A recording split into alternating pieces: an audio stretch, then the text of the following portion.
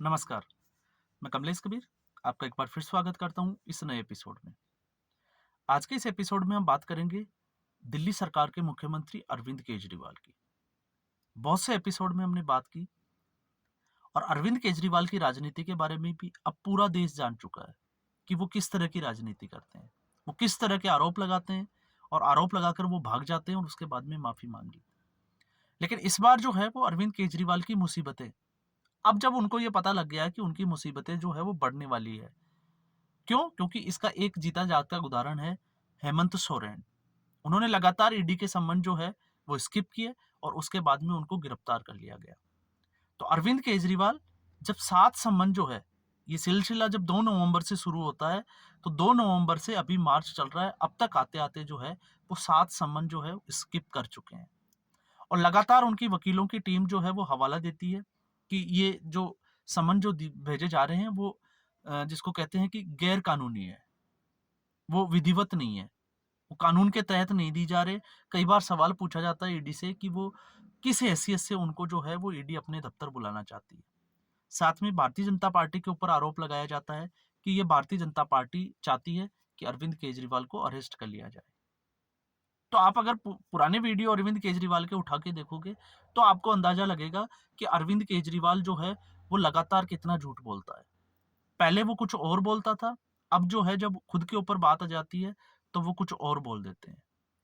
क्योंकि एक वीडियो तो उनका ऐसा भी था कि अगर मनीष सिसोदिया भ्रष्टाचार के मामले में पकड़े जाते हैं, तो मैं उसके बाद में मैं नहीं जानता कि मनीष सिसोदिया कौन है, हम उसको बचाने की कोई कोशिश नहीं करेंगे। और अब जब 1 साल हो गया, आपको पता ही होगा कि शराब घोटाले में पूरा 1 साल से ऊपर हो गया मनीष सिसोदिया को, तो अब जो है वो उनके लिए विधानसभा में जो है वो जिसको कहें कि सैल्यूट किया जाता है और तमाम तरह की फॉर्मेलिटी जो है वो आम आदमी पार्टी की तरफ से की जाती है। लेकिन अब जब ईडी ने 8वां समन जारी कर दिया, तो अब केजरीवाल को ये लगा है कि अब हो सकता है बहुत जल्द, क्योंकि अब उनका ज़्यादा समय है नहीं। क्यों नहीं है? क्योंकि ईडी लगातार 7 समन जारी कर चुका है और अब 16 मार्च को जो है वो कोर्ट की सुनवाई भी होनी है। और उससे पहले ईडी ने 2 समन जारी कर दिए और तब भी अगर केजरीवाल उनका जो है ईडी के दफ्तर या ईडी के बुलाने पर नहीं जाता है और साथ में कोर्ट ने जो है एक टिप्पणी और की है जो कि अरविंद केजरीवाल अब उसको भांप चुके हैं। अब उनको पता लग गया है कि ईडी जो है अब उनको छोड़ने वाली नहीं है, क्योंकि कोर्ट ने टिप्पणी की है कि अगर ईडी किसी को बुलाना चाहे तो वो किसी को भी बुला सकती है, उनको जो है वो आना ही पड़ेगा। तो अब केजरीवाल के लिए ये दोहरी मुसीबत। 13 मार्च को उनका एक एमएलए और जो है वो तिहाड़ की शोभा बढ़ाने जा रहा है, प्रकाश जारवाल। उकसाने के केस में, आत्महत्या के लिए उकसाने का उनके ऊपर केस है। 6 पेज का जो है वो जिसने सुसाइड की डॉक्टर ने, उसका सुसाइड नोट है। उनको कन्विक्ट जो है वो मान लिया गया है अपराधी और अब उनको सजा होना सिर्फ बाकी है। कितने समय की सजा होगी उनको, वो 13 मार्च को उसका फैसला सुनाया जाएगा। 16 मार्च को कोर्ट की तारीख है, उससे पहले लेकिन अरविंद केजरीवाल ने जो है वो कहते हैं कि वो हर चीज़ को एक ड्रामेटिक जिसको कहते हैं कि ड्रामा क्रिएट करने की ज़रूर कोशिश करते हैं। और इस कड़ी में भी उन्होंने, जब उनको लगता है कि अब बचाव का कोई रास्ता नहीं है, तो फिर उन्होंने एक जो है आपको पता ही होगा एक सिगुफा छोड़ा है, जिसको मज़ाकिया भी हम कह सकते हैं कि वो 12 मार्च के बाद में जो है वो ईडी के सवालों का जवाब देने के लिए तैयार है। मतलब उनको 12 मार्च तक का समय और दिया जाए, ताकि कोर्ट की तारीख जो है वो 16 मार्च की नज़दीक आ जाए।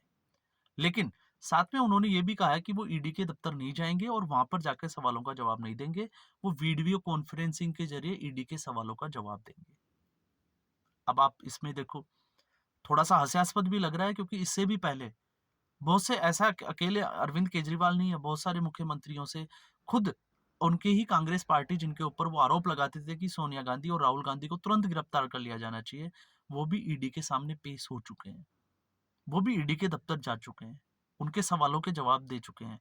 लेकिन अरविंद केजरीवाल नहीं जाना चाहते, क्योंकि अरविंद केजरीवाल को अच्छे से पता है कि अब मामला जो है वो उनके खिलाफ जा रहा है। अब इस स्थिति में आपको एक चीज़ और मैं आपको बता दूँ, इससे पहले जब गोधरा कांड हुआ था तब भी एक जाँच कमेटी बैठी थी, एसआईटी, और नरेंद्र मोदी उस वक़्त जो है वो गुजरात के तत्कालीन मुख्यमंत्री थे और उनसे भी लगभग 12 घंटे के लिए पूछताछ की गई थी। तो ऐसा कोई जिसको हम कहें कि कोई पार्टी इससे अछूती होगी, कोई पार्टी अछूती नहीं है। लेकिन अरविंद केजरीवाल वो पहली शख्सियत है जो अब लगातार, और दूसरा इनका जो गठबंधन है, विपक्षी गठबंधन, वो लगातार जो है वो लोकतंत्र की दुहाई देता है। तो आप एक ज़रा सोच के देखिए कि ये लोग उसी लोकतंत्र का हिस्सा है, जहाँ ईडी इनको सम्मन देती है और ये ईडी के सम्मन को जो है वो गैर संवैधानिक बता देते हैं। उनको लगातार जो है वो डिनाई कर देते हैं, स्किप कर देते हैं। ईडी के दफ्तर ये जाना जो है वो मुनासिब नहीं समझते, लेकिन ईडी जो है वो उनको कहीं जाके परेशान करना या उनको गिरफ्तार नहीं करती, और फिर भी ये लोग जो है वो ढिंढोरा पीटते हैं कि लोकतंत्र जो है वो खतरे में है। ये सारा काम जो है वो एक तानाशाह कर रहा है।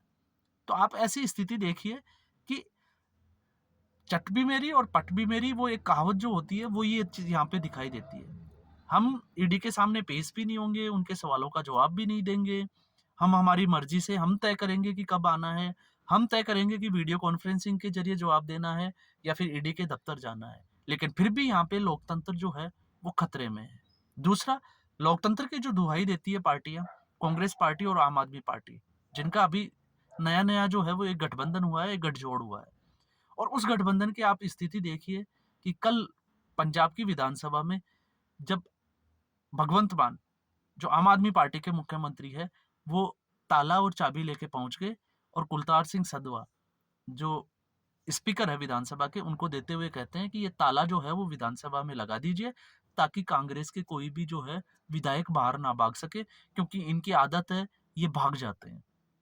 और फिर उसके बाद में किस तरह के उनके बीच में जो है वो तू-तू मैं-मैं, और बात जो है वो हाथापाई तक पहुँच जाती है।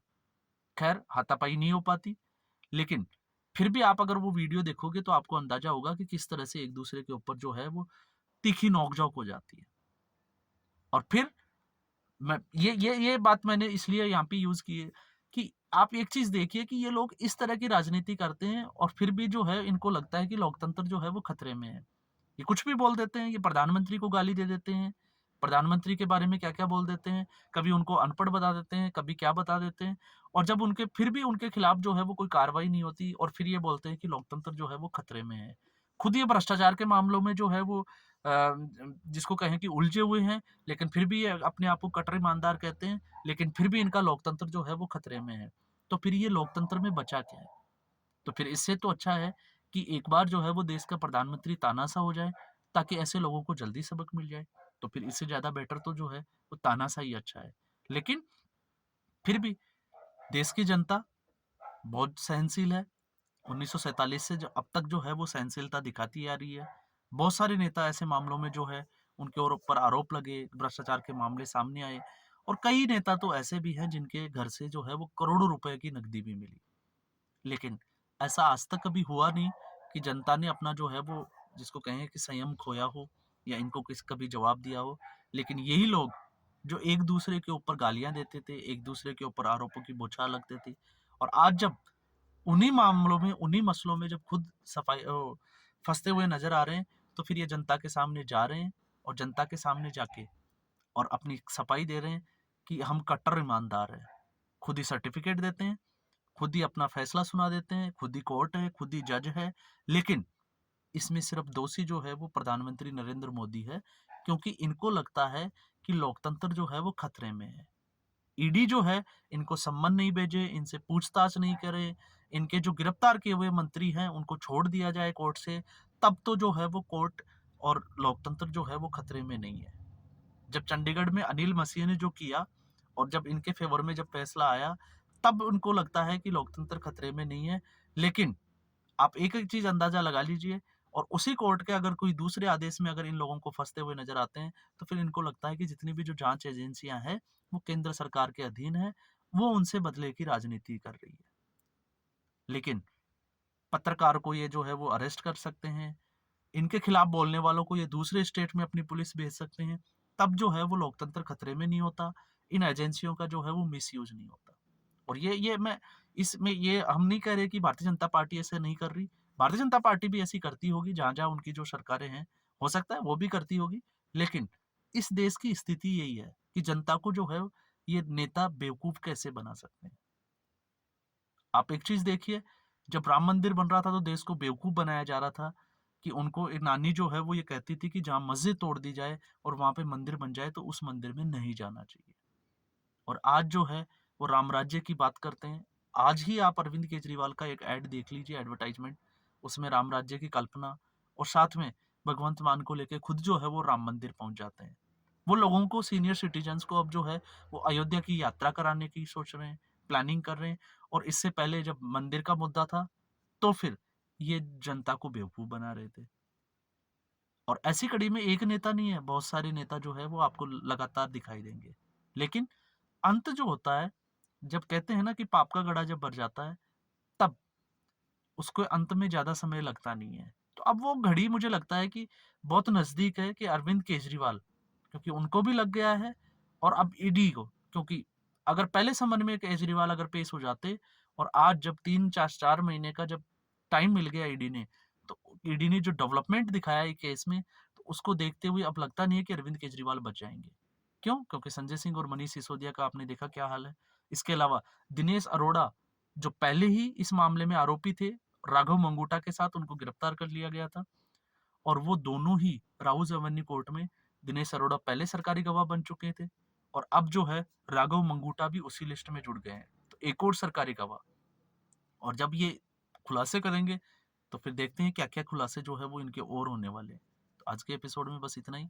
उम्मीद करूंगा ये एपिसोड आपको पसंद आया होगा। लाइक करें, शेयर करें, चैनल जरूर सब्सक्राइब करें। धन्यवाद।